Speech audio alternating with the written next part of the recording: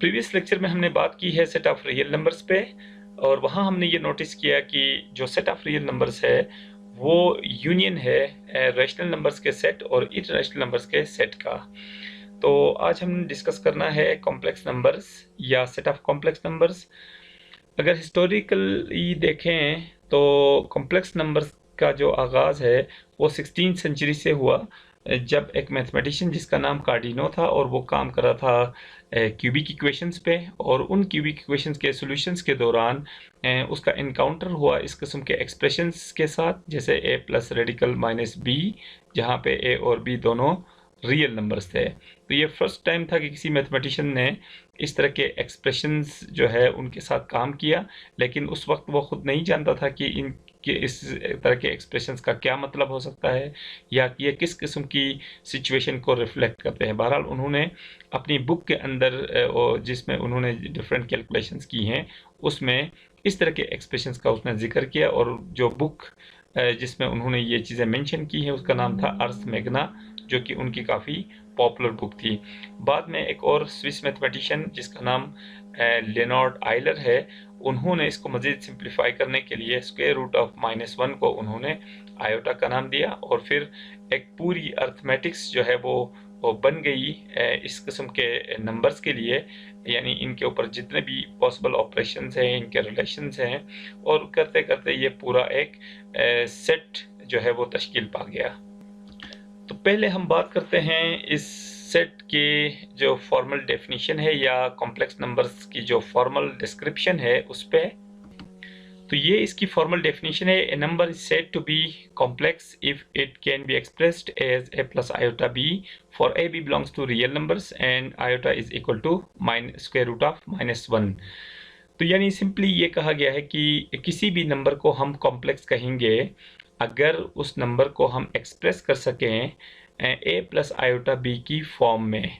यानी ये एक तरह से हम कह सकते हैं कि एक बाइनोमियल एक्सप्रेशन है कि जिसके अंदर ये a और b दो रियल नंबर्स हैं। ये हमें बताया गया है कि a और b दो रियल नंबर्स हैं, ये उनका सम है, और ये b का जो कोफिशिएंट है वो आयोटा है। तो इसको हम अपनी आसानी के लिए ये कह सकते हैं कि हर वो नंबर जिसको दो रियल नंबर्स के सम में लिखा जा सके, यानी दो ऐसे रियल नंबर्स के सम में लिखा जा सके कि जिसमें से एक रियल नंबर का कोफिशिएंट आयोटा हो। तो हर वो नंबर जिसको हम दो ऐसे रियल नंबर्स के सम में लिख सकें कि जिसमें से एक रियल नंबर का कोफिशिएंट आयोटा हो, तो उस नंबर को हम कॉम्प्लेक्स कहेंगे। तो अब हम कुछ एग्जांपल्स के थ्रू भी ये देख सकते हैं कि वो किस तरह के नंबर्स हैं जिनको हम कॉम्प्लेक्स कह सकते हैं। तो सबसे पहले बात करते हैं ज़ीरो की। क्या ज़ीरो जो है एक कॉम्प्लेक्स नंबर हो सकता है या नहीं, क्योंकि हम यहाँ स्टार्ट करेंगे कुछ वेल नोन नंबर्स से। तो उनमें से पहला नंबर हम ले रहे हैं ज़ीरो। तो ज़ीरो के लिए बिल्कुल ये बात सही हो रही है, क्योंकि ज़ीरो जो है वो इक्वल है ज़ीरो प्लस ज़ीरो आयोटा के।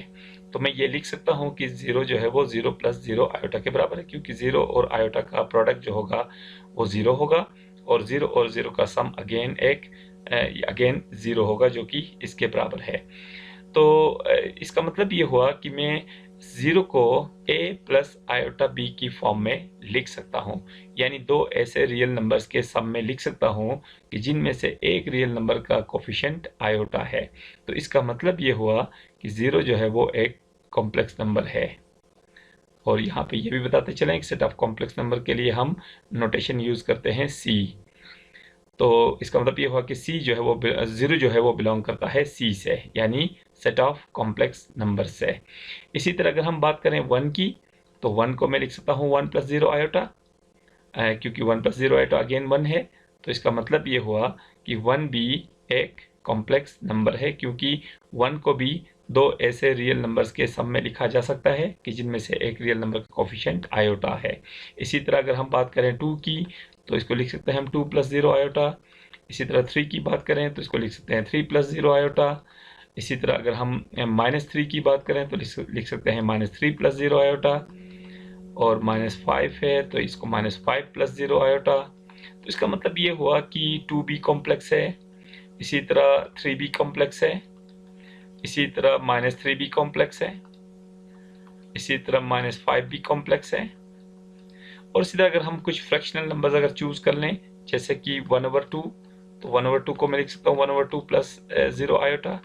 इसी तरह अगर मैं लिखूँ -5/6, तो इसको मैं लिख सकता हूँ -5/6 प्लस 0 आयोटा। तो ये बिल्कुल हम इजीली देख सकते हैं कि इस नंबर को हमने दो ऐसे रियल नंबर्स के सम में लिखा है कि जिनमें से एक रियल नंबर का कोफिशिएंट आयोटा है। तो इसका मतलब ये हुआ कि ये 1/2 ये भी कॉम्प्लेक्स है, -5/6 है तो ये भी एक कॉम्प्लेक्स नंबर है। तो इसी तरह अगर हम कुछ इर्रेशनल नंबर्स को टेस्ट करें, जैसे स्क्वायर रूट ऑफ 2, तो इसको मैं लिख सकता हूँ square root of 2 plus 0 iota. तो इसका मतलब ये हुआ कि स्क्वायर रूट ऑफ 2 भी एक कॉम्प्लेक्स नंबर है। इसी तरह हम लिख सकते हैं 2 माइनस रेडिकल 3, ये एक सर्ड नंबर है या एक इरेशनल नंबर है। इसको भी मैं लिख सकता हूँ 2 minus square root of 3 plus 0 iota. तो इस पूरे को मैं एक रियल नंबर कंसीडर कर सकता हूँ और 0 को मैं एक अलग रियल नंबर। ये एक रियल नंबर जो कि a है, और ये जो दूसरा रियल नंबर है वो मेरे पास b है, क्योंकि a और b दोनों रियल्स भी हैं और उनमें से b का कोफिशिएंट आयोटा भी है। तो इसका मतलब ये हुआ कि ये जो नंबर है 2 माइनस स्क्वायर रूट ऑफ 3, ये भी एक कॉम्प्लेक्स नंबर है। तो यह इन एग्जांपल्स से हमने ये देखा कि यहाँ डिफरेंट टाइप्स के हमने नंबर्स लिए, डिफरेंट सेट्स से हमने नंबर्स लिए। हमने यहाँ पे नेचुरल नंबर्स लिए, इंटीजर्स लिए, हमने रेशनल नंबर्स लिए, हमने रियल नंबर्स लिए। इन तमाम केसेस से हमें ये पता चल रहा है कि इन तमाम नंबर्स को हम a प्लस आयोटा b की फॉर्म में लिख सकते हैं। तो हम गोया ये कंक्लूड कर सकते हैं कि तमाम नेचुरल नंबर्स भी जो है वो कॉम्प्लेक्सेस हैं, और तमाम जो इंटीजर्स हैं वो भी कॉम्प्लेक्सेस हैं। तमाम रेशनल नंबर्स और तमाम इर्रेशनल नंबर्स, ये सब के सब जो है वो कॉम्प्लेक्स नंबर्स हैं, क्योंकि इन तमाम सेट्स के एलिमेंट्स को हम a प्लस आयोटा b की फॉर्म में लिख सकते हैं। यानी हम ये कंक्लूड कर रहे हैं कि जितने भी नेचुरल नंबर्स हैं वो सब के सब जो है, यानी सेट ऑफ नेचुरल नंबर्स जो है वो बेसिकली एक सबसेट है सेट ऑफ कॉम्प्लेक्स नंबर्स का। इसी तरह जितने भी इंटीजर्स हैं या सेट ऑफ इंटीजर जो है वो भी सबसेट है एक कॉम्प्लेक्स नंबर्स का। इसी तरह सेट ऑफ रेशनल नंबर्स जो है वो भी सबसेट है सेट ऑफ कॉम्प्लेक्स नंबर्स का। इसी तरह सेट ऑफ जो इरेशनल नंबर्स हैं, यानी इरेशनल नंबर्स का जो सेट है वो भी सबसेट है complex numbers, set of complex numbers का। यानी हम ये कह सकते हैं कि जो रियल नंबर्स का सेट है वो भी बेसिकली एक सबसेट होगा सेट ऑफ कॉम्प्लेक्स नंबर का। इसी क्योंकि हम ये देख सकते हैं कि कोई भी रियल नंबर हो, क्योंकि रियल नंबर्स के अंदर या तो रेशनल नंबर्स हैं या इरेशनल नंबर्स हैं, और हमने ये प्रीवियस एग्जांपल में दिखाया कि तमाम रेशनल नंबर्स और तमाम इरेशनल नंबर्स ये सब के सब जो है वो कॉम्प्लेक्स नंबर्स हैं। तो गोया हम कॉम्प्लेक्स नंबर्स के सेट को देख सकते हैं as an extension of set of real numbers, या हम ये कह सकते हैं कि सेट ऑफ रियल नंबर्स जो है वो बेसिकली एक स्पेशल केस है सेट ऑफ कॉम्प्लेक्स नंबर्स का। यानी हर रियल नंबर एक कॉम्प्लेक्स नंबर है, लेकिन हर कॉम्प्लेक्स नंबर एक रियल नंबर नहीं है, यानी इसका कन्वर्स जो है वो ज़रूरी नहीं कि ट्रू हो, क्योंकि कॉम्प्लेक्स नंबर्स के अंदर तमाम रियल नंबर्स भी हैं और उसके अंदर कुछ एक्स्ट्रा जो नंबर्स हैं वो भी हैं। अब देखना ये है कि कॉम्प्लेक्स नंबर्स के अंदर रियल नंबर्स के अलावा कौन से एलिमेंट्स हैं या किस तरह के नंबर्स हैं। वो नंबर्स हैं 2 + 3 आयोटा, -5 + 6 आयोटा, इसी तरह 4 आयोटा, अच्छा -2 आयोटा। तो ये इस तरह के नंबर्स हैं, ये सब के सब जो है वो कॉम्प्लेक्स नंबर्स हैं, लेकिन इनमें से कोई नंबर जो है वो रियल नहीं है। तो कॉम्प्लेक्स नंबर्स को लिखने के लिए जो स्टैंडर्ड तरीका है या जो स्टैंडर्ड फॉर्म है वो है हमारे पास a + आयोटा b, यानी हर कॉम्प्लेक्स नंबर को हम a + आयोटा b की फॉर्म में एक्सप्रेस कर सकते हैं, बिल्कुल वैसे ही जैसे हमने कहा था कि हर रेशनल नंबर को हम लिख सकते हैं p/q की फॉर्म में, जहाँ पे p और q दोनों इंटीजर्स होंगे। यानी हर रेशनल नंबर दो इंटीजर्स का कोशेंट है या रेशो है। इसी तरह हर कॉम्प्लेक्स नंबर दो ऐसे रियल नंबर्स का सम है कि जिनमें से एक रियल नंबर का कोफिशिएंट आयोटा हो। तो ये इसके लिए स्टैंडर्ड फॉर्म है कॉम्प्लेक्स नंबर्स के लिए। और इनमें से जो पहला रियल नंबर है इसको हम कहते हैं रियल पार्ट। जो पहला एलिमेंट जिसका कोफिशिएंट आयोटा ना हो, इसको हम कहते हैं रियल पार्ट। और वो टर्म कि जिसका कोफिशिएंट आयोटा है उस टर्म को हम कहते हैं इमेजिनरी पार्ट। Imaginary part. यहाँ से हम रियल नंबर्स के लिए एक डेफिनेशन भी बना सकते हैं। हम ये कह सकते हैं कि हर वो कॉम्प्लेक्स नंबर जिसका इमेजिनरी पार्ट 0 हो वो एक रियल नंबर होगा।